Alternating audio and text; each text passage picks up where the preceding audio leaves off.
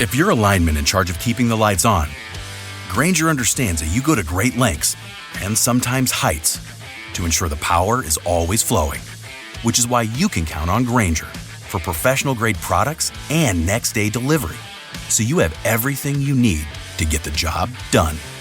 Call 1-800-GRAINGER, click Grainger.com, or just stop by. Grainger, for the ones who get it done. Cheers, Rockets fans. Welcome to The Logger Line, an exclusive podcast from the home of the Rockets. Whoa! Sports Talk 790. Rockets! The Logger Line is proudly served to you by Carbox Clutch City Lager. It is good! Oh, yeah? Red Nation, get ready. Get ready. The Logger Line starts now. Welcome aboard.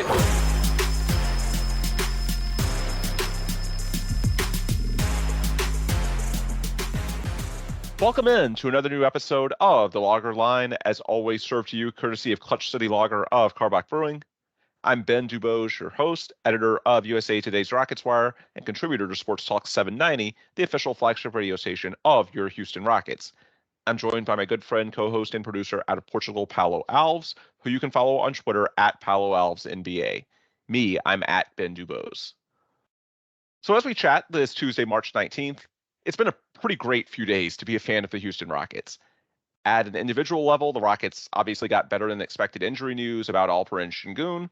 Reaction to that is in last week's pod. And now, in Sengun's absence, Jalen Green is suddenly Western Conference Player of the Week. The Rockets went 3-0 in their first 3 games without Alp, average margin of victory by double digits. You've got other great individual storylines as well. Amen Thompson has fared extremely well since joining the starting lineup. And as far as Jalen in particular, he's taking on an even greater workload on offense and seems to be handling it just fine. If anything, he's getting better. But at the same time, this isn't just a good week. Let's not make it all about just what's happened since we last had a pod. Yes, the Rockets are 3-0 since losing Sengun, but they were also 4-1 in the 5 games prior to his injury. They're now 7-1 this month, and the bottom line is they've just played really well since the All-Star break, period. It just so happens that the first 6 games, and we knew this when we first looked at the schedule, were extremely difficult out of the All-Star break. 3 against the Suns, 2 against the Thunder, 1 against the Pelicans, 4 on the road. You had a back-to-back in there. And now that the schedule is evening out some, the wins are coming. And so certainly there are those great individual storylines, but let's not oversimplify it into with Sengun or without Sengun, Amen in and out of the starting lineup, Jalen since his job got called into question over the All-Star break, and so on and so forth.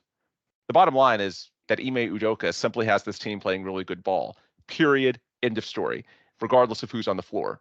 And we should remind our listeners that beyond Sengun, of course, you're still missing Tari Eason and Cam Whitmore with their own injuries.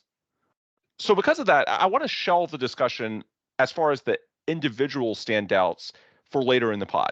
To start off, I want to talk about what's going on at the team level, because to me, that's the biggest storyline of all. We are now well inside of a month until the regular season ends on April 14th in Los Angeles against the Clippers, and the Houston Rockets are still very much alive and kicking. They're now 32-35 on the season. They've won 5 straight games in 7 of their last 8, and as of our recording time on Monday night, the 18th, there are 3 back of the Lakers in the loss column. And yes, Houston would hold the tiebreaker for the number 10 spot in the Western Conference standings. And with that, the final berth in this season's play-in tournament. Lakers and Hawks are about to tip in Los Angeles. Not super optimistic on that game. Lakers are at home and it's night 2 of a back-to-back. For the Hawks on the road, no Trae Young, but crazier things have happened. Bottom line, though, regardless of whether the Rockets get some help from the Hawks or not, they're going to be within 2 or 3 games with 15 left to play from a Houston perspective. That's big time. That is meaningful basketball. Even if some of the models still have them at about 5-6%, which is growth in and of itself. When I've downplayed the play-in possibilities for the last few weeks, I've cited, for example, ESPN's Basketball Power Index, which has had them about 1 or 2%. As of now, it's still about like 5.5%, and that's about the same as I saw with the Basketball Reference model. I actually think that's a little bit soft. We should note that these models have certain underpinning assumptions to them that may not be reflective of the state of play right now for a few reasons. For example, and I've said this before, predicting strength of schedule down the home stretch of an NBA season is really difficult. That game at the Clippers, the season finale, is one of the two most difficult on the Rockets schedule. The other is at OKC in a little over a week. And yet, the final Sunday of the regular season, the week the playoffs start, I would be floored if the Clippers play Kawhi Leonard, Paul George, and James Harden for more than a half, and maybe not even that, unless there's just something dramatic to play for in the final game. And these days, that seems to be happening less and less, and the Clippers seem to be sort of bound for a 4-5 matchup with the Pelicans no matter what, based on the way the standings are right now. So that's a perfect example of the strength of schedule not being as predictive as it typically would be over the balance of a season. And really, it applies to the last couple of weeks. Whenever you get inside of, 7 to 14 days until the playoffs, you're going to see some teams that are just shelving their big names, letting them heal up for the postseason, and even tanking teams may be worse because they're in full-blown tank mode as opposed to regular season. You want to grind out a few wins here or there towards the end of the season. There's a lot of teams that go totally Cancun mode. So those predictive metrics, which show the Lakers and Warriors with, a slightly easier schedule than the Rockets, I believe may not be as valid as you think, but also the underpinning assumptions. Let's just be honest, the Rockets look like a different basketball team. Right now, the Rockets for most of the season have been around or a little below 500. But if you believe in this version of Jalen Green, if you believe in this resurgent defense, if you believe in this smaller lineup with Jabari Smith Jr. at the 5 and Amen Thompson as something of a Swiss Army knife in your front court, the Rockets may be better than the data the models have on their season as a whole. Conversely, you can make a case that maybe the Lakers and Warriors are worse. They've got a lot of veterans that, while there are big names and proven production that I'm sure the models like, if LeBron James, Anthony Davis, Steph Curry, Draymond Green, if guys like that are banged up and struggling, then the model may not be fully accounting for that when they're making these projections. Should also note, by the way, that the longer the Rockets can keep this close, it's worth noting that Houston's playing with house money. Just being in the conversation is a win for the Rockets, as opposed to a team like the Lakers or the Warriors, who are just ahead of the Lakers in the standings as of our recording time. Well, technically they're tied, but they have one less loss, and Houston would not win the tiebreaker against the Warriors. They would against the Lakers, although Houston does have a head-to-head game against Golden State left to eat into that gap. So honestly, it can apply either way. The bottom line is that if those teams feel pressure from a team like Houston with nothing to lose, and for a team like the Warriors or Lakers that has Steph, Clay, Draymond, LeBron, AD, the season's a failure if they don't even make the play-in tournament. That might make the collars tighten a little bit out in San Francisco or LA, and that's the kind of dynamic that's not reflected in the models. So while I'm not saying the Rockets are anywhere near 50-50, at the same time, on paper, look, 3 games in the loss column with 15 games to play is not insurmountable. And so these 95-5 odds, it's not just about the deficit.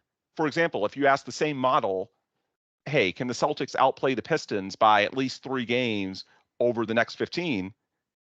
The odds would be much better than 5%, because the model, of course, knows that the Celtics are a much better team than the Pistons and can factor that in. Along those same lines, if the Rockets are better than they've been for a lot of this season, they're certainly playing like it now in March, 7-1, and they have a easy game, or what should be, against Washington on Tuesday night. If the Lakers or Warriors are a little bit worse, then the model might not be properly sniffing out what the dynamics are actually going to be over the next 2 to 3 weeks. So I throw out all of that not to say that I think the Rockets are going to make the play-in, just to say that the odds might be a little bit better than those models are currently projecting. Don't think it's anywhere near 50-50, but I think maybe 20-80, 15-85 is a little more reflective of the true state of play than 5-95. There are some very realistic scenarios for the Rockets, and that in and of itself is a big win.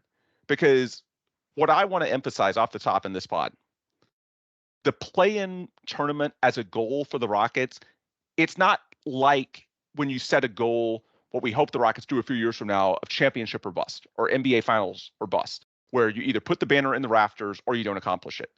No, the play-in tournament, it's not just about that. Sure, those 1 or 2 games where you'd probably be an underdog for the 9 or 10 seed and on the road, those games are nice, but it's not just about the 1 or 2 games that 1 week in the middle of April. It's about what playing out the entire regular season schedule under playoff pressure It's about what that means for your entire collective organization, the development of your young prospects, getting these guys better. Even if you lose the play-in tournament, or even if you narrowly miss out in the play-in tournament, there's still a lot to be gained from simply being in the conversation, being relevant, and having a realistic path, even if it is a narrow one, even if it is just 15%. Okay, that's realistic. Things happen all the time. Nobody's surprised if there's a 10 to 20% chance of thunderstorms in Houston and it starts raining one day. No, that's an occupational hazard. It happens. It's a small path, but it's a realistic one. And that's where I think the Rockets are. And it's not that it's guaranteed to go through the rest of this season. The margin for error is pretty much gone. So they needed a long winning streak. They needed a 7-1 stretch to get back into the conversation. Now they need to build on that. You look at the way the final 15 games stack up on paper, the next 4 are very manageable. At Washington, we know the Rockets have been bad on the road this year, but Wizards are dreadful, and the Rockets have won 4 in a row on the road. Then you have a homestand against the Bulls, who are mid, and the Jazz and Trailblazers, who are bad and tanking. I think in these next 4, you need to win at least 3 of them, ideally all 4. And at that point, if you're, holding a 9-game winning streak and or you've won 9 of 10 games, 8 of 9, whatever it may be, that may be the point where you can put some real pressure on the Lakers and or the Warriors. Maybe at that point, you shrink the gap to 2 games, something like that. And then who knows, maybe just the race in and of itself makes them tighten a little bit. But the point is, look, these next 4 games matter because if for some reason the Rockets regress, maybe teams, they're still adjusting to the Rockets post-Şengün. So maybe this new lineup, as it gets more tape, other teams could do more things against it. If the Rockets lose some games they should win, then all of a sudden, if you fall back 5 games again, then maybe not all the games the rest of the season have meaning. So when I talk about the value of being competitive, there's levels to it. It's not all black or white. It's not all that you do or you don't. I just bring up that context to sort of remind people it's not just about with the play-in race, do they actually get in the play-in tournament? No, the real point of this is playing meaningful basketball and what that means for your young core moving forward. And so because of that, well, I'm not going to do, George W. Bush mission accomplished meme and say it's inside of a month, so the Rockets have accomplished their goal. No, we're not there yet. But we have gotten to where they're accomplishing some of it, and there is a very realistic path to where they can accomplish pretty much all of it. And so to me, this is as happy as I've been about the team as a whole really since Christmas. We know the way they started. We know the optimism. But even then, maybe it's the happiest all year because before Christmas, the sample was small. And we always wondered, would there be a regression? How are they going to handle when the schedule toughens? They have some injuries. Now, we've seen what happens when the schedule toughens. They've got these injuries, and they're finding a way anyway. They're closer to the first third and the second third. That's something that we've covered in recent pods. Ime Udoka has used this as his analysis. It feels like this team, going into next season, they have a baseline of being competent in the range of 500 just as is. And that's before we get to, any big internal jumps or the addition of Steven Adams or anything else that Rafael Stone might bring in this offseason. So I would just say for me at a macro level, this is the happiest I've been about this team in a long time. And while it's not mission accomplished yet, there are levels to it. And if they have a bad week, then it's not like every game is guaranteed at this point to be meaningful all the way through. But from where I'm sitting now, this feels pretty damn good. And we can already see some of the benefits getting realized. The last couple of games, I felt the buzz in Toyota Center. I was there. You can tell that the players, the fans, people realize that this team is playing good ball. There's something at stake. There is still a realistic path, even if it's narrow. So for me, the season is not a full-blown success just yet, but we're getting there. We're getting really, really close. And at the end of the day, if the Rockets are playing games through the final week of the season that have meaning, then for me, that makes for a successful season, regardless of what the final outcome is. Because again, it's not just about a play-in tournament banner. No, that's not even a thing. The point is playing meaningful ball. We're getting that. And to this point, we'll get to the individuals in a little bit, but to this point, not only are the individuals getting those reps, but they are thriving under those high pressure reps, those high leverage reps. And hopefully that continues in Washington tonight. Paulo, I know that was a little long-winded, but I just wanted to sort of give my state of play after the 7-1 start to March. In your eyes, what would it take to make this season a relative success at this point? I mean, I think if you can get, it's tough because I don't really define the season. I hate like this type of stuff. I hate is it a success or is it a failure? I think there's there's layers to it, right? To me, Sure. The success versus a failure, knowing that the play-in tournament is unlikely, the success or failure to me comes down to how much better are you in terms of the state of the franchise compared to where you were at the beginning of the season, and how can you use that can you use that to move forward, right? In this season, we figured out that Cam Whitmore is certainly a guy that will fit into any team in the future. We've learned that Amen Thompson is one of the best defenders in the league, quite like Tyrese, and just the steal percent and the block percent numbers are just off the chart, and the eye test matches it all. So we know that there's something there. We still don't quite know in what format his role will be moving forward. Will he be a lead guard that's a rim pressure machine? Will he be a, maybe what people thought Osar Thompson was going to be, or is going to be, in more of a glue guy? We don't know yet, but we know that those guys are going to be something. Will Sengun has surpassed expectations, obviously.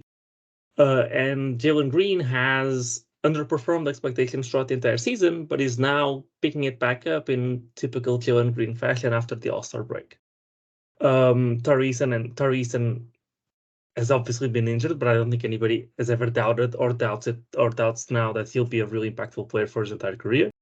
And perhaps the biggest improvement compared to last season is Jabari Smith Jr., who went from a guy that was literally good for nothing at the NBA level to a guy that's shooting at the very least, I don't have the numbers in front of me, but at least league average from three, has made strides as an offensive option when he's gotten the chances. He's had some takeover games, which was really rare last season.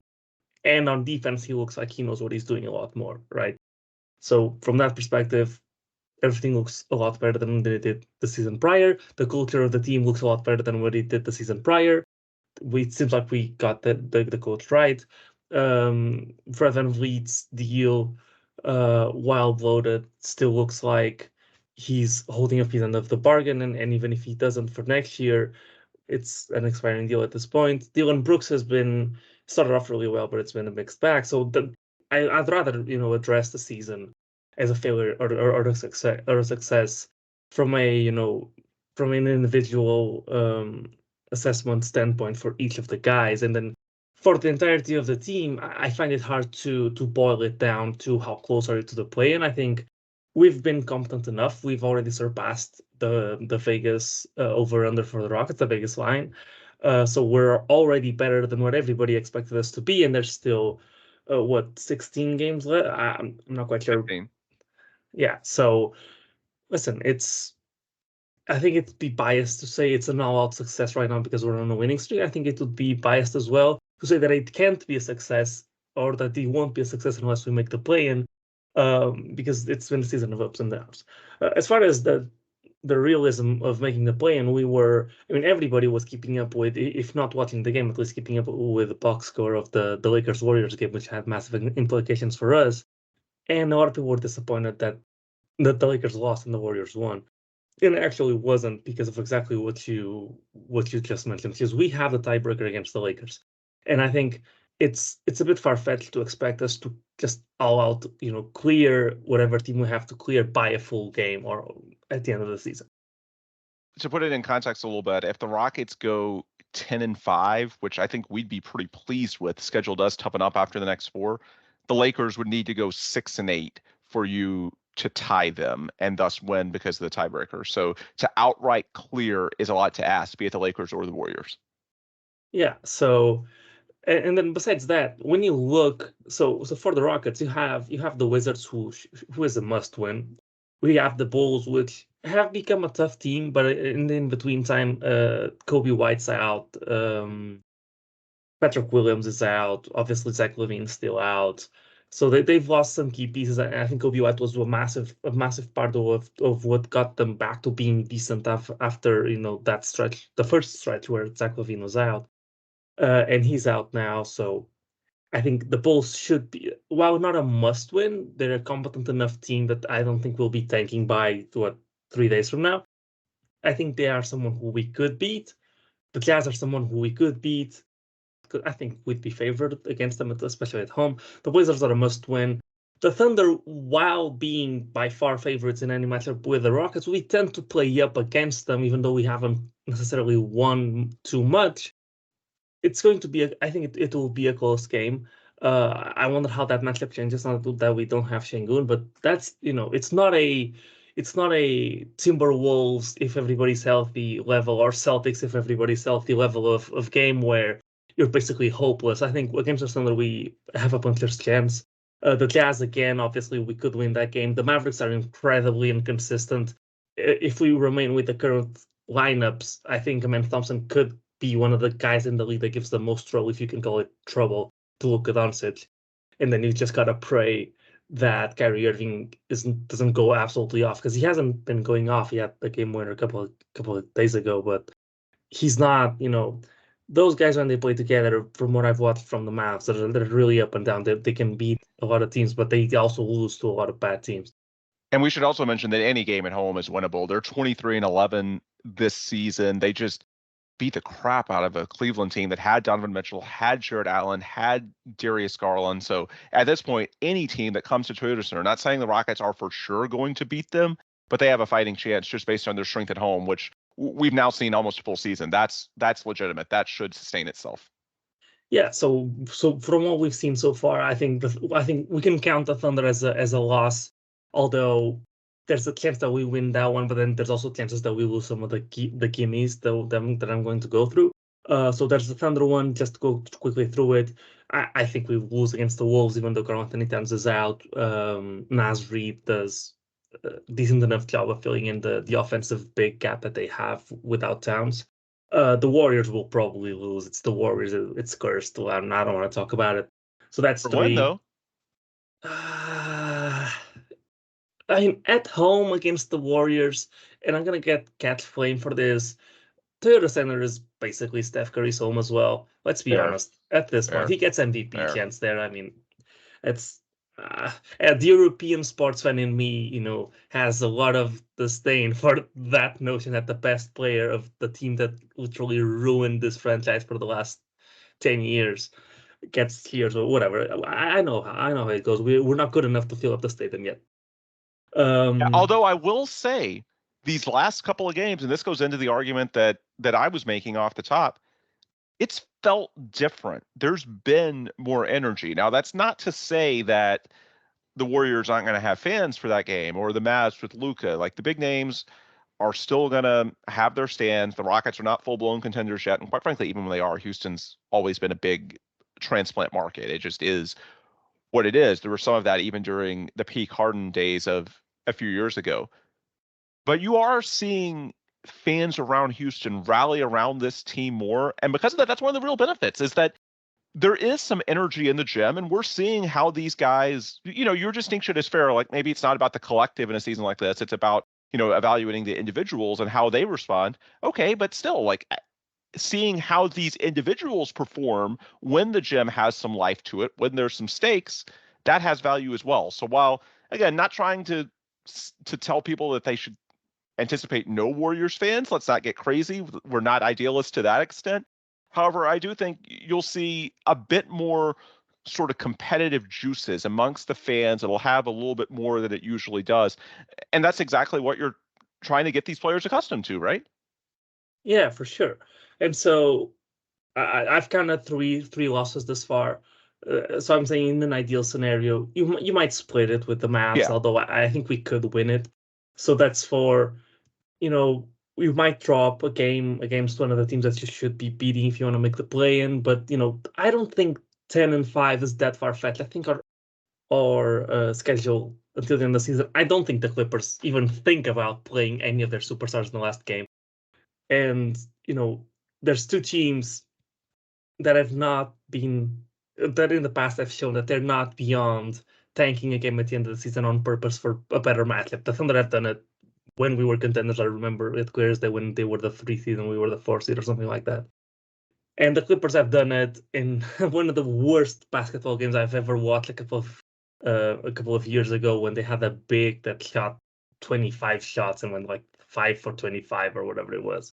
So I think 10 wins is not that far-fetched. But when you look at the Lakers, like, their schedule is like really tough. They play the Hawks tonight, which is basically a win. That there's not. It's on the second half of the back-to-back. There's no Trae Young. We'll see. If you said it out loud, you ruined it. the Sixers are tough, but they'll probably beat them. But then the Pacers are really tough, and they're on the hunt for a playoff spot as well. I think they're in the playoff spot, but they're in the hunt for a higher seed. The Bucks are really tough. The Grizzlies, I mentioned earlier in the year that we got really lucky because we got the Grizzlies without Ja Morant, and then they lost Jaren Jackson Jr. and Desmond Bain, and they're both back. So the Grizzlies are actually going to be, I think, a fairly tough match, and I don't think they're going to tank. That's just not what the Grizzlies are. And they play them, still with more than 10 games to go in the season. So I don't think they'll be tanking. The Grizzlies might be an upset pick in this game. The Pacers, again, the Nets, we can't count on them for anything. The Raptors, they can get hot and upset you, but I don't think so. The Wizards are a free win, but then the Cavs are fighting for higher seeding. The Wolves, the same thing. The Warriors, were obviously just talked about them. And then they play the Grizzlies again. At this point, they may be thinking that may be a free win. And then they play the Pelicans, who are on the verge in the Eastern Conference from slipping to a play-in spot. The high-end ones, and they might want to avoid that. So the last game of the season is tough as well. I think our schedule is so much easier than theirs. I think it's actually realistic for us to make the play-in, as long as some of the trends that I know we'll get into about the teams play over the last week or so, or kind of 2 weeks now. If those continue, I think we have a real shot at making the play-in. And how awesome would it be? I mean, as a fan of a team that hasn't played meaningful basketball for 3 years now, just the thought, because once you get into the play-in, it's one game, or it's actually 2 games for more spot. You have to upset a team twice, and you get a playoff series. Like, imagine how crazy it would be if we got a playoff series. Oh yeah, that would be these insane. guys. Like that, that would be like I know these are voted. I know these are voted before the playoffs start. No, wait, it's before the playoffs start, but it's not before the play-in, right? The awards voting. That's a good question. I'm not sure offhand. I think the way it typically works is that there's a period of several days where you can submit. So it's like the Heisman Trophy in college football. I'll try and confirm this, and if I'm wrong, I'll tweet it. But typically, a lot of these awards, they want as many media members as possible to vote to have time. So they give a wide window of when you can accept. So voters can wait through the play-in games, but they don't necessarily have to. So the answer, as I understand it, is sort of, but I will try to confirm that. Yeah, because if it is, and if the Rockets make the playoffs, I think you can count on maybe Ime Udoka is a bit too far because the Thunder are so good. So I don't think he'll win that one, but I think he'll look at Rafael Stone as an executive of the year award contender if the Rockets do make a leap like that. I think he'll be one anyways, just because of how much better the team is. What are you talking about? It's time to fire him, right? Yeah, for sure. Crazy, right? But yeah, I think how insane would it be if we got a playoff series? Especially like when you look at it, 3 years for a team to go from starting the rebuild back into the playoffs is pretty insane. Yeah, it absolutely would be. Of course, that's still a long shot, but I do want to provide a little bit of context. So per tankathon, wow, really struggling to put my words together tonight. Rockets actually have a slightly tougher schedule than the Lakers, 20 for Houston, 22 for LA. But, and this goes both to your point and what I was saying earlier, it's not as simple, especially in the final 2 to 3 weeks of an NBA season, as who you're playing on paper. It's when you play them, it's what the incentives are. Are they likely to play hard? Are they going to pull back? What does your finale look like?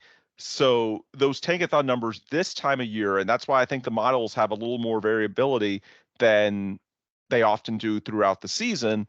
This time of year, there's going to be some unusual things happening when it comes to trying to predict the NBA down the home stretch of a season, be it Cancun mode, resting, maybe some tanking teams take a game against a star-studded opponent like the Lakers or the Warriors as their Super Bowl in the last week of the season. We actually saw the Rockets do that last year. Remember when they won their home finale, annihilated Nikola Jokic and the full-strength Nuggets?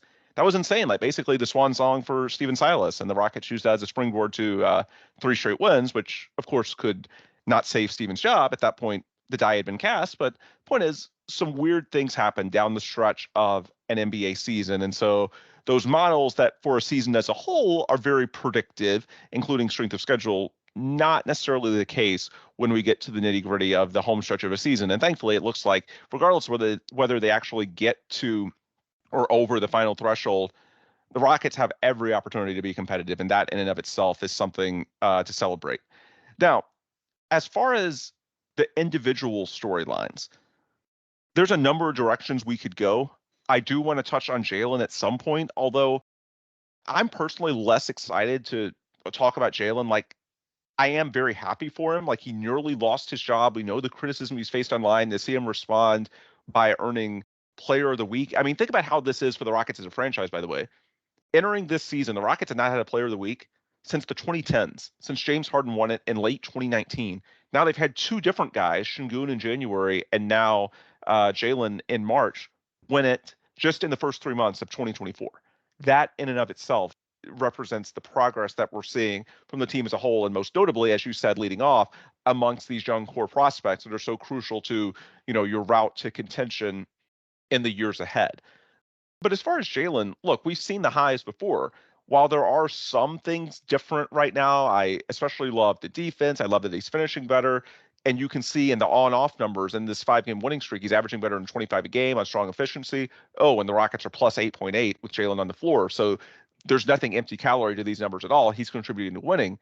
At the same time, look, some of the earlier numbers in his career when he allegedly wasn't contributing to winning, you also have to acknowledge that those Rockets teams were dreadful. So it's really tough to truly gauge what's winning play and what isn't in those environments. The bottom line with Jalen, it's always been about the consistency. And so while this week, especially without Şengün, has been really encouraging, I've actually been most impressed since the All-Star break that Jalen's avoided the really bad game. Like, a bad one for Jalen since the All-Star break is something like 16 points, 5 boards, 5 for 12 shooting, and he's still playing 30 minutes a night because Ime Udoka trusts him to make a positive impact defensively. You're not seeing just the total offers, the 4 points in 20 minutes and not even playing the last quarter and a half, like the game in Memphis right before the All-Star break. That's unacceptable because Ime Udoka just doesn't know what he has from one game to the next in that environment. And so it's tough to build around a guy. It's tough to give him a new contract and see him as a key part of your future when from one game to the next, he may give you 30 plus or he may give you absolutely nothing. And so for me, while I'm glad to see Jalen play well enough to earn Player of the Week, I think what gives me the most encouragement long term is that the lows seem to have been mitigated. The lows are much more reasonable. He's still making an impact defensively. And who knows, maybe, the threat of losing his job or some coaching the Rockets did on the side has contributed to that mental toughness getting better. Maybe it just took more time because Jalen was the guy who was exposed to, the Steven Silas tax more than anybody. Even the guys that did play with Silas the last couple of years that weren't new to this system. Look, Alperen Şengün, Jabari Smith Jr., Tari Eason, they weren't the focal points. Jalen as the focal point, really one of two guys alongside Kevin Porter Jr. and KPJ never made it to the roster this season. So Jalen was the only guy who suffered the most in regards to losing habits. So maybe it's just it took a little bit longer for him to shake those habits. But regardless, what impresses me the most with Jalen, it's not even the highs. It's just that he's avoided the lows. In terms of the individual storylines, what stands out to me the most is actually Amen Thompson, because what the Rockets have done since inserting him into the starting lineup for Şengün is really creative on both ends of the floor. I think we all knew that even though Amen Thompson is not a center, let's not get crazy, he's a better defensive player than Alperen Şengün. He just has far more tools. And even if you have to be creative in terms of how you deploy the other 4 players, look, Dillon can guard big guys. We've seen Dillon Brooks successfully defend Wemby multiple times. Jabari Smith has the length, even though, he's not a prototypical big man by any means. He had 3 blocks against the Cavs. He does have some presence at 6'11". You can be creative with how you deploy the other guys on the floor and find a way to make the clear skills of Amen Thompson work. The question has always been with Amen, look, the athleticism, the playmaking, the vision, the IQ, he has these clear skills, but he's also got some clear weaknesses as a 21-year-old rookie. Obviously the shooting, but also the handle has been uneven at best this year. And so the Rockets, they've always wanted to play him more, but they've sort of had to balance, okay, we know he has these clear skills, but how do we avoid putting him in situations where the weaknesses are going to be exposed, that they're going to be too much. And I think that was part of the calculus when they were considering, and we talked about it on the pod, should they remove Jalen and sort him into the starting lineup over the All-Star break? The Rockets didn't know that it would be better with Amen. Like, there were potentially some real limitations, especially when, if you do an Amen for Jalen swap, then you'd have 2 of your 5 guys in that starting lineup with Amen Thompson and Alper and Şengün, who aren't really respected as shooters. Now, Şengün can pass well, but, we've seen from time to time he can find him in when he cuts, but just by and large, it's tough in the NBA to run an offense where 2 of the 5 guys aren't really respected from a spacing perspective behind the three-point arc. However, by using him with this configuration alongside Fred and Jalen and Dylan and Jabari, it's almost like, for me, this is an analogy you might enjoy, Paolo. It reminds me a little bit of how Mike D'Antoni used Russell Westbrook after the Clint Capella trade 4 years ago, when the Rockets leaned into small ball with a 6'4", 6'5" PJ Tucker at center and 6'7" Robert Covington at the 4, and a 6'3" or 6'4" Eric Gordon at the 3. At least this quote unquote small ball has a 6'11" guy, Jabari, at center, and you also have some nice length and power with not just Dylan, with Amen as well. Now, conversely, that front court of EG and Covington and PJ Tucker had a lot more proven physical toughness, and there's a lot of value to that as well. Not trying to shit all over the bubble Rockets and that team they had going into COVID and coming out of COVID. They had some advantages as well. This team, you see some of those similarities with how they're using them in. They also do have some more length. So there's pros and cons, and also not trying to say that, current Amen Thompson is as good as Russell Westbrook then. No, Russell Westbrook, that first month, he was either player of the month or really close after they made the switch to small ball, and basically made it to where Russ was flanked by 4 shooters. Before that, it was tough to play Russ and Capella. Same dynamic. Capella wasn't as good of a passer as Şengün, but either way, like, as I said earlier, it's tough to play 2 non-shooters. And the spacing got clunky, as opposed to when you put Russ out there with the small ball lineup, he just took off, and you could let him attack the rim, attack the offensive glass, occasionally screen, even do things off the ball. You just unlocked a new layer of Russ, and 3 years removed from being MVP. Not saying Amen Thompson is there just yet. No, this is just a prototype. This is a much smaller rookie level Amen Thompson. So again, when I'm drawing these comps, not trying to say that now is even close in some areas to then, just saying you can sort of see the blueprint. And so because of that, the way they have used Amen, so you put him in the dunker spot, and he provides the lob threat that even with Şengün, the Rockets haven't had. We've heard from Ime Udoka say throughout the year that that's important to them.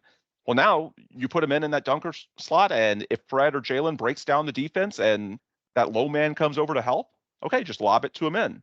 You can also use him as your primary screener. And if you get him the ball in the short roll, even if he doesn't have a great handle, at the same time, because the vision is there, then he can find somebody else. And he's done that several times. You can also put him in positions to attack the offensive glass and get putbacks, which he's done. And all of those are things that are tough to do if he's playing alongside Alper and Şengün, because your star big man oftentimes needs the space on that low block or in the mid-range area. So this small ball lineup has allowed them, in my opinion, to almost use, at least on offense, Amen as a quasi center and giving them the lob threat that they haven't had throughout this season. And to me, that's somewhat offsetting, at least to this point. Now, obvious caveat, small sample size, things can change. Coaches are going to try and adjust to this, and we'll see what happens as more tape goes out around the league of these Rockets. But to this point, even though they don't have the playmaking and scoring potential of Şengün, at the same time, it's sort of offset by the fact that you're getting a better version of Amen. Now, a couple other things I do want to note, like, okay, you put him in the starting lineup and you're getting a better version of him using him alongside these other 4. That's great, but now the bench unit is even more compromised. You don't have Cam and Tari, as mentioned earlier, so now you're leaning very heavily on, guys with very clear ceilings, guys like Jeff Green, Aaron Holiday, Reggie Bullock is back in the rotation, so we'll see how that holds up down the stretch of the season. It's fair to have some concerns there. I mentioned the tape and the question of what happens as this lineup gets more data on it and other coaches around the league see how they want to play it. JB Bickerstaff of the Cavs mentioned before Saturday's game that, yeah, it was tough because the Rockets were stylistically playing a very different way than they have for most of this season. Şengün had started 63 of the first 64 games. So I'm not taking a victory lap just yet. It's still premature. And I also want to say, even in the long term, like I've seen some people saying, well, how does this fit with Şengün long term? We should note that Amen is not a finished product. Like, the handle should definitely come around, and perhaps the shot does as well. So we're talking about making the best of Amen Thompson as he is right now. We hope that if the handle comes around, I mean, there's no reason why with the passing, the playmaking, the size, the defense, I think a realistic outcome is pre-injury Ben Simmons when he was an all-star with the Sixers. I'm not saying that's for sure going to happen, but I think it's realistic with his skill set. And if the shot comes along a little bit with Amen's constant work with Ben Sullivan, then maybe that makes him eventually, like, that's what takes him to a superstar level, like a top 10 player. And so in those constructions later on, everything may change in terms of how he fits alongside the other four players. Does he fit with Şengün? Does he fit with anything else the Rockets might do? But right now, based on his clear strengths and weaknesses as a rookie, I feel like using him in this capacity that they have since losing Şengün to injury, it's sort of offset the impact. And that's no disrespect to LP because it is a blow, but because you're using Amen Thompson in the best possible way and putting him in basically the perfect lineup to play to his strengths and minimize his weaknesses, then what you're getting, the increased amount from Amen, sort of offsets what you're losing from Şengün. And that, to me, is what's most encouraging about the past week. Paulo, what do you think about that? And do you sort of see the Amen 2024 to Russ 2020 vibe, at least post Clint Capella, that comp I was trying to throw at you? Yeah, I definitely do. Obviously, there's some differences. Amen is not quite the playmaker Russ Right. was, and Amen does Handle's not quite not have the handle and the finishing at the rims. Also not quite the same. But I can see where you were going with it in the way that you can use a guy that's basically a guard non-shooter or a ball handler non-shooter in ways off the ball so that it doesn't clog up everything else that you're trying to do. I think it's really interesting what's happened. I took some notes. I was watching back I didn't watch the Cleveland game live, unfortunately, because the NBA chooses to only give early games on the weekends when people in Europe are, usually going out. So I guess I have to choose between not going out or staying up until 4 a.m. in a weekday or whatever. That's a fight that I've given up. But I watched it back, and it just seems like overall, this is the way this Ime Udoka team with this talent wants to play. Sure. The tendency for a uber athletic young team that has very lengthy athletes, a lot of them defensive specialists. I mean, basically every single one of them, except for Jalen Green, defensive specialist, is to play at a high pace, run up and down the court, run a more free-flowing offense where we're being really active, we're going for offensive rebounds, we may put up some shots that are ill-advised, but we're mostly, freelancing on offense. There's some structure to it. We're still seeing screens, we're still seeing pick and pops, but it's very rudimentary. And basically every single piece of the offense kind of is able to do the simple, drive, pass, shoot component of, right? Besides the man and the shooting, but they're in movement so often that the defense, from what I'm seeing, is not even like the assignments are being changed so often that the defense is not realizing that they can fully sag off of Amen Thompson even when he's not in the dunker spot. Sometimes he's in the perimeter and he's being respected as a shooter because the shooters are who's guarding the shooters is constantly changing. And so guys aren't, immediately, it's not a Jason Tate type of scenario when you're running a pick and roll where the guy that's guarding him is sagging off because that's the guy that's been guarding him all game and he knows that he can sag off. If you're constantly changing who his matchup is, you're keeping the defender on their toes, and and so they have to make a quick decision. And the default for an NBA player is to guard the shooter because most guys are shooters. The other thing Amen does really well is the way he angles himself within the area of the dunker spot, right? It's a little bit of a plus compared to a normal big because Amen is such a smart, savvy player already at this age. He knows how to open the angle further for the pass to be easier to make or for the dunk to be easier to get to once he gets the ball. So he doesn't get because he's not that great of a free throw shooter. If he gets fouled, it's usually points off the board compared to a dunk. I mean, basically everything in the NBA is points off the board compared to a dunk, but you know what I mean. So it's interesting because these guys, they seem to fit a lot better with this type of basketball. This doesn't invalidate that Sengun is the best player on the team and that he contributes to winning when he's on the floor. It's just that there's a little bit of a clash between the way Sengun plays and wants to play ideally and the way the Rockets are playing right now. We don't quite switch 1 through 5. If we need to, we do, right? We try to not do it, but so we try to force the matchups to remain the same, but when they don't, we are more active in the way that we're switching, and it's not like we're giving up. Like we're not giving up mismatches at will, but at the same time, we're more willing to give them because we don't, unless it's Jalen Green on a 5 or Jalen Green on a guy like Pascal Siakam at the 4, it's not really a mismatch. Another parallel to what you were saying about past iterations of the Rockets with James Harden and especially Russell Westbrook. Fred VanVleet is very James Harden-like in the way that he guards the post. He has very quick hands. He's incredibly stout. You know, he holds his own. He has a lower center of gravity than most of the bigs that he's guarding. So he does a pretty decent job either stripping the ball or making it an off-balance shot. So, which makes it, and considering he's the one, and you know, for most players, he's the point. For most ball handlers, he's the point of attack. Him and Dylan Brooks, both of them can guard the 5. And then even if it's Amen Thompson, even if it's Amen Thompson's matchup, he can also guard the 5 pretty efficiently. I'd actually say it's possible that our 1 or 3 and our 4 in this lineup are better at guarding 5s than our 2 and our 5 because Jabari struggles a little bit because of the power, even though he has the size to do it. So it's really confusing for you to design a game plan around because it's such a unique set of skills. But at the same time, it is exactly the type of basketball that Ime Udoka wants the team to play. And by the way, one point I want to make, you mentioned Fred and Dylan.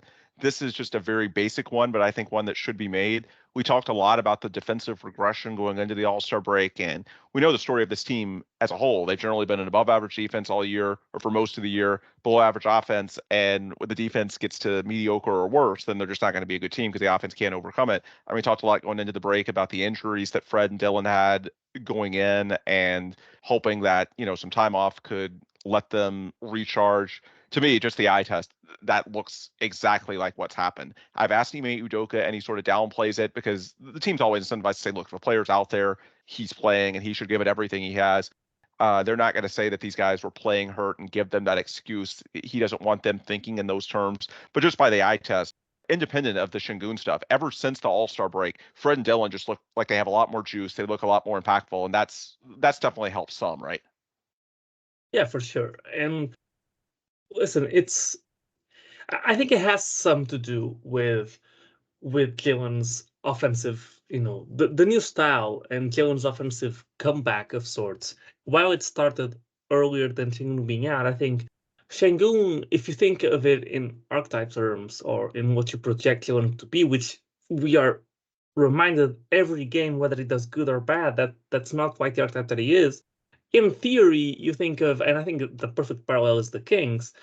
In theory, you think Jalen can be the De'Aaron Fox type, and Sengun can be the Sabonis type, right, or the Malik Monk type.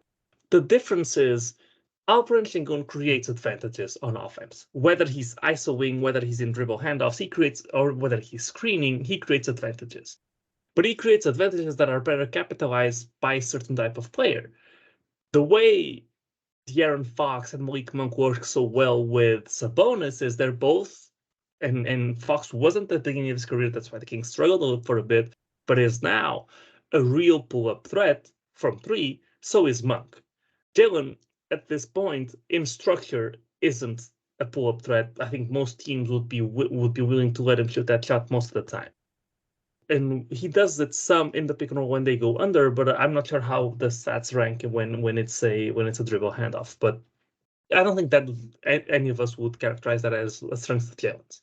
And then the other thing that both Monk and Fox have that Jalen doesn't is the ability to make really tough finishes at the rim consistently. Monk and Fox, just from the eye test, are some of the best in the league at finishing at the rim through contact, through shot blockers, around shot blockers, high off the rim, whatever type of acrobatic finish that you want to think about. They're good at it. Jalen isn't. Jalen, for most of his career, and before he came to the NBA, has always been a guy that was so athletic that it didn't really have to become a really crafty finisher at the rim because he's going to beat everybody there, even if he isn't given a screen.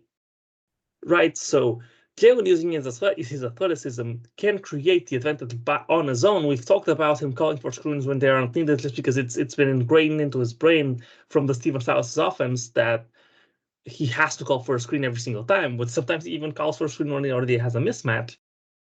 Even when he doesn't, for the most part, Jalen can create an advantage just off his speed and twitchiness alone. And he can use that advantage to then finish at the rim and not have that much of a, and obviously there's exceptions to this, but for the most part, not have that much of a contest when he gets there. Alperen Sengun creates advantages, Alperen Sengun creates driving lanes, but they are, tighter driving lanes with more of a contest when you get to the rim, which is perfect when you have more to play finisher type as the guard, like Monk, like Fox, who are elite at the two types of finishing of plays that I just mentioned. With Jalen, it's a little bit different because he's never had someone create the advantages for him. And so his game naturally isn't tailored for that. He'd rather have less people involved and him have to beat the first man than have someone beat the first man for him, but then have someone help at the rim. The man usually that's guarding the guy that just created the advantage past the first man. I don't know if this makes sense. I know I'm going really long on this, but it's a weird scenario, and I don't think this happens just with Jalen, but it's a weird scenario where we have a lot of guys on this team that they can finish at the rim, or they're better at creating the advantage than they are at capitalizing on it after it's created. And so I think that's why we haven't quite seen the offensive regression that we expected without Sengun. Part of it is because the defense is better. They're generating, the game is more in flux, the game is higher paced, and so easier shots present themselves as a result of the chaos. But the other part of it is, at least in my opinion, comes from this. Right? And this doesn't make Alperen Sengun any worse of a player. And it doesn't mean that he isn't the best player on the team. He clearly is. And he clearly contributes to winning when he's on the court. What I'm saying is that the difference isn't as large as it should be, because while he does create, let's call it 20, potatoes worth of advantages, the team is only able to capitalize on 17 of those potatoes. And when he isn't on the team, everybody else is a little bit better at creating advantages. And when you stack all of those advantages together, it amounts to 15 potatoes. So the team would be better with Sengun, absolutely, but it's not that much worse without him because of this clash in styles. And I think when you look at other teams that have been built around a big like Sengun, I think the difference comes from what I've just mentioned. And so I think it's been fascinating to watch. A couple of other pointers that I'll bring up about how the offense has changed is we're seeing a little bit more of Jabari, which is interesting offensively, at least something that we have only seen in spurts throughout the season. So I think obviously sucks that Sengun's hurt, but it's really encouraging that team's still good while he isn't, and it's really valuable data that. Yeah, and that's what this season is about, collecting data. Yeah, and it's really good that Ime went to Jabari at the 5 and not just plug in Jeff Green, who isn't as good of a shooter, is not going to be as respected, or Jock Landale at the, just promoting straight up from the reserve to the starter and just change the entire way the team works. And I really think that this group suits the way he wants the team to play better than the team beforehand was doing. Now, with the disclaimer that there was a clear attitude change at the beginning of the win streak when it comes to defense, and Şengün was included in that, and he was also playing better defense. But surprisingly enough, it's actually the biggest difference is on offense than it is on defense, and that's really mind-boggling. And it, even if we don't make the play-in, I think we're in for a really interesting last 15, 16 games. Yeah. I know you corrected me. I still don't remember. Yeah, 15 to go. And to your point, with the disclaimer that very small sample and weird things can happen when we're trying to extrapolate a bigger picture trend from a sample this small, but in the 3 games without Şengün, defensively, they're 7th. Okay, for the season as a whole, they're 8th, and since the All-Star break, they're 9th. So they're right about where they've been. The offense, which is 24th for the season as a whole, offensive rating for the Rockets, is actually 7th in these last 3 games. So while I don't expect it to stay that high, that would just be crazy. At the same time, even if they're just moderately better, that's interesting because, yeah, it's not just about how an individual player performs by himself. It's also about, the broader team construct, how it contributes to winning. So at a bare minimum, it's interesting to watch. And while 3 games is not a sufficient data size to draw any sort of sweeping conclusion, nearly 20 would be. And that's what you're going to have. The final 18 without Alperen Şengün would be floored if he comes back, as I explained in last week's pod. So I agree with you. At this point, I think we've seen enough to where it's actually the offensive end of the court that's more intriguing. Defensively, they're already fine with Alperen Şengün. It's more about trying to figure out, and it's not saying he's bad, it's just how much does he actually contribute to the offensive success for the team as a whole? That's a fair question. And it's not an insult to all P to say that. The same can be said of any player on this team until the Rockets win at a high level, and they still haven't even had one above 500 season, then everyone's an open book. We're always trying to learn more. So while I think, again, it's very early with some of the points that you're making, at the same time, you certainly can't dismiss them. It's something to watch. And if it continues over the final 18 games, that is not an insignificant sample at all. So I'm largely with you at this point. I'm more intrigued watching how the offense functions without Şengün, and especially with, as mentioned, sort of unlocking him in, playing to his strengths, using him as something of a lob threat and letting him clean up the mess for a lot of these other guys. As far as where they go from here, the guy I'm actually keeping the closest watch on, I think, is Jabari Smith Jr. And we can close out the pod on this because we've talked for most of the last 45 minutes, an hour, however long we've been recording, about the things going well. Yet you also have to realize sometimes things can go unsustainably well. And I think, for example, Jalen Green, not saying he's going to regress hard, but is he truly 25 plus points per game on nearly 60% true shooting? I hope so. But gun to my head, I think there's going to be some regression. Not a ton. I do think there's progress in terms of kicking the really bad games, the offers, out of his arsenal. But I think there's probably going to be some regression. And then with Fred VanVleet, people are underestimating just how elite his shooting has been. Since the All-Star break, he's kicked the volume up a notch to more than 8 attempts per game. He's shooting almost 42%. That is insanely good shooting at volume, all while playing at a faster pace. They're already playing at a faster pace. That was emphasis for Ime Udoka just since adding Amen Thompson and Cam Whitmore to the rotation, add in those two to Jalen Green. You've got all these athletes, and even with Şengün, they're trying to play faster and they're having some success. Now there's no Şengün, so you don't have quite the half-court playmaking potential that you did before, and so pace is even more of an emphasis. So the point is, you're asking Fred, now 30, to play at a faster pace, shoot even more threes at higher volume. I don't know if 42% is sustainable. I hope it is, but gun to my head, I think that probably slides a little bit.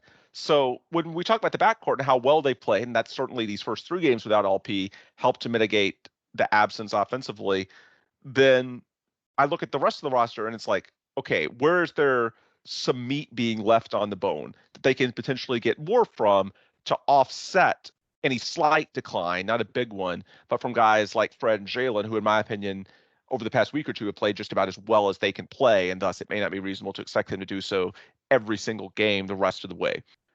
Jabari is low-key a guy who I'm keeping an eye on. So going into the All-Star break, his last 14 games, and I called attention to this on Twitter, he had shot below 30% from three. He was in a funk. We both speculated it could be his ankles, and hopefully a time off would do him well. That certainly seems to have happened. Since the All-Star break, he's averaging like 15 points and 9 boards a game, up from 12 and 7, and he's shooting nearly 38% on threes. He's also notably had an uptick in free throws. Not a ton, but going from 1.8 per game to 3.2, and also the accuracy up from 76% to 85. So there's been improvement across the board.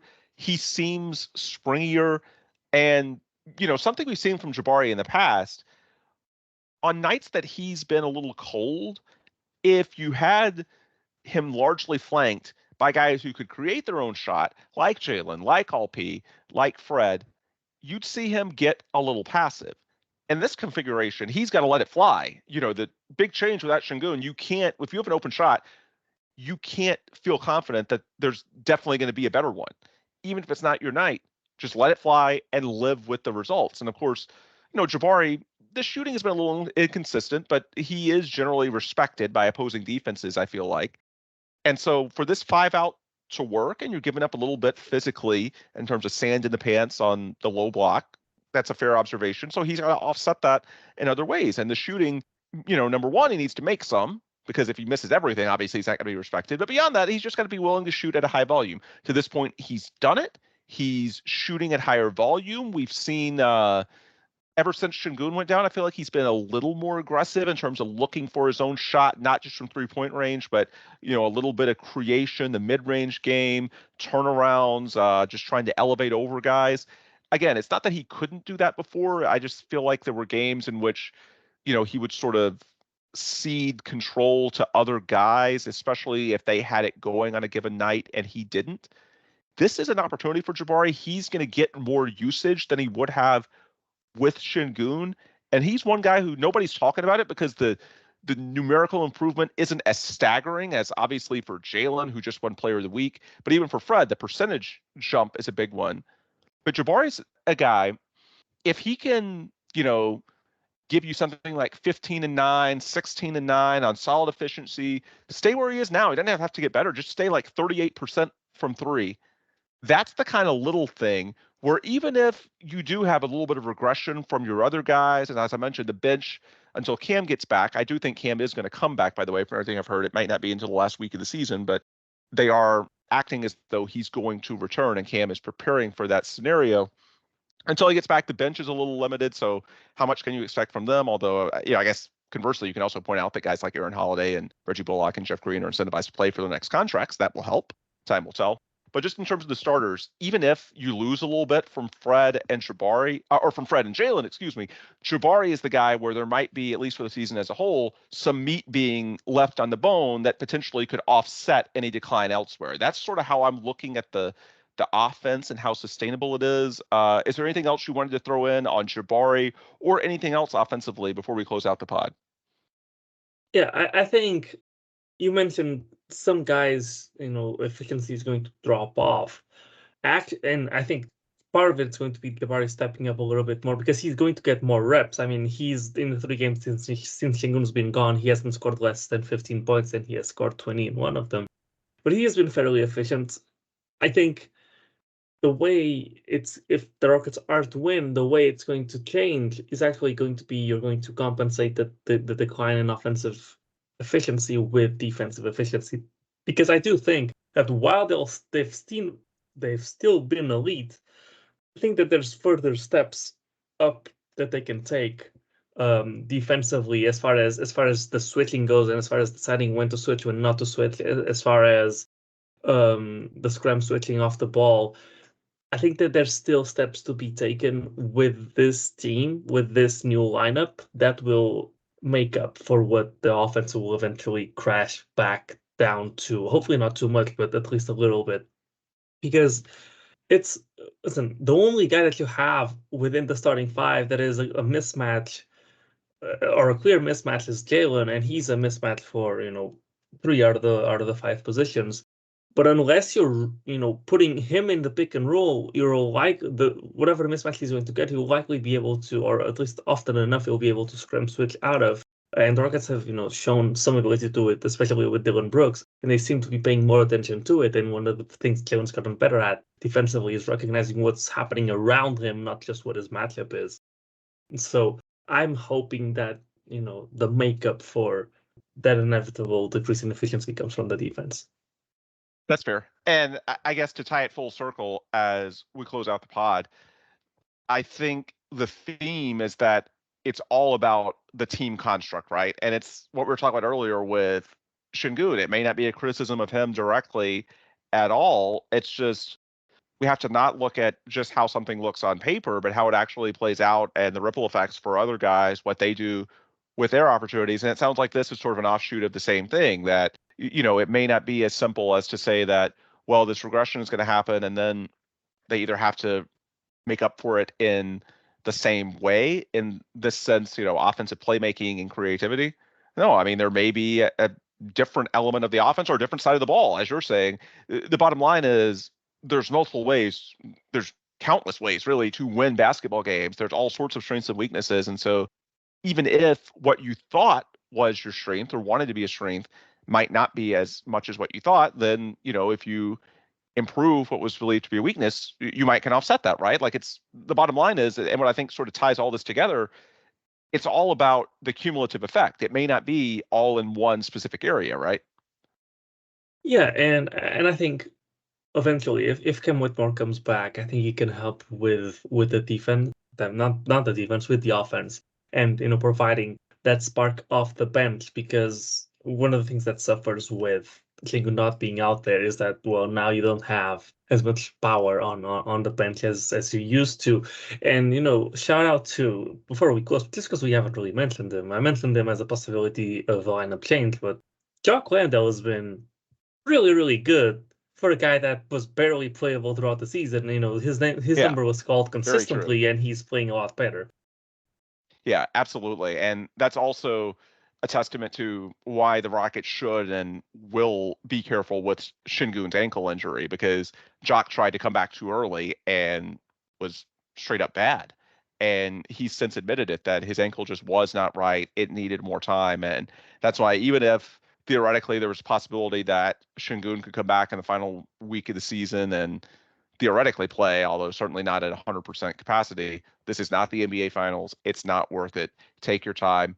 Be ready for next season. I think Jock Landale is a perfect example of why to wait. And we know, again, to go back to the story I shared last pod, playing for Team Australia in World Cup preparation, he sprained his ankle, a pretty bad one, just like the one Şengün had in mid-August, tried to come back 2 months later in mid-October with the Rockets camp, the preseason, start the season. Terrible. And he did it because of game pressure, because he wanted to be there for his team, and his ankle just was not ready. And once he was out of the rotation, let it heal up a little bit more and gradually built strength, then yeah, he's a different player now. So beyond Jock Landale stepping up, good for him. He's making a case for the Rockets or some other team, if there's a trade that happens in June, to pick up the next year on his contract, keep him as the human trade exception, so to speak. There's merits to that just financially, but now, it helps that he provides some positive basketball value as well. He's incentivized to play well. Beyond that, I also think his success is a nice cautionary tale to Şengün and Şengün's medical team, the advisors that are helping steer him in this rehab.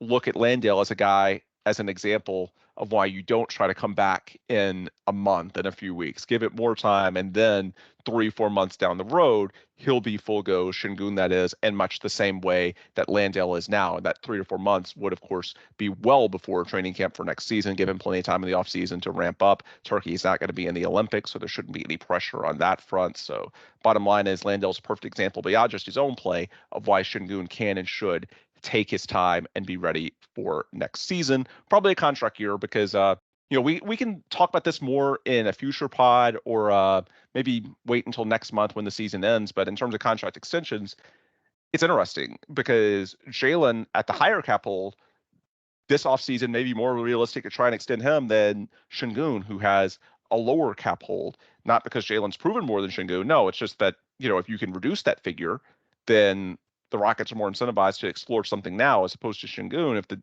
money is going to be close to the same no matter what, then you may as well wait the way the Sixers did with Tyrese Maxey. I think that's a parallel, and take advantage of that lower cap hold entering the 2025 offseason when you could have some financial flexibility, depending on what you do with obviously the Fred VanVleet contract and a few other deals on your roster, preserve that optionality. We've been talking for over an hour, so we will save that discussion for another day, but just something to keep in mind, not just for the Rockets, but for Şengün as well. It's probably a decent chance that next year is a contract year for him, and so he wants to be, or he should want to be fully ready for that scenario and to take advantage of it, be it the Rockets, anywhere else, prove his value as a max player in the NBA, which he's already getting talk. Shams Charania of The Athletic had a bet on that last week. Bottom line, it's a big offseason for Alperen Şengün. Don't rush it. Get right. And we'll see what happens when he reports to camp in the fall. But I'm anticipating him being full go after what looked like an injury that could have been a lot worse. We talked about a lot of positives. We shouldn't forget that one. Rockets a week ago dodged a big bullet there as well. So by and large, March 2024 has been very, very good for the Houston Rockets. And with that, I think we can, on that happy note, bring this episode finally to a close. Last couple of pods, we were under an hour. Guess what? We finally have happier stuff to talk about. So we're back over an hour. Sorry, but as you can probably tell, Paulo and myself are both very excited about how the team is playing these days. And hopefully you are as well. This is the most fun, at least from my perspective, that it's been to be a Rockets fan in some time. So enjoy these games. Hopefully the Rockets keep playing well so that we can keep the good vibes going, because right now it feels really, really good. And if you want to consume more content before our next episode in a few days, the best place to do that, as always, is on Twitter/X. I'm on there at Ben DuBose. Paulo's on there at Paulo Alves NBA. And the show is on there at The Logger Line, where if you hit up the link tree in the bio, you can find all our friends, partners, and sponsors. Obviously, Rockets Wire of USA Today Sports Media Group, Carbach Brewing, Sports Talk 790, official flagship radio station of the team, but also our individual distributors like Apple, Google, Spotify. If you have not already, please subscribe, leave a positive review. You get the benefit of episodes right when they come out before I can even post them to Rockets Wire 790, whatever the outlet may be, or my Twitter page. And we get the benefit with your hopefully happy review of looking good to our friends, partners, and sponsors and keeping this program running as one of the most regular podcasts covering Houston Rockets basketball. All right, with those plugs complete, we will adjourn.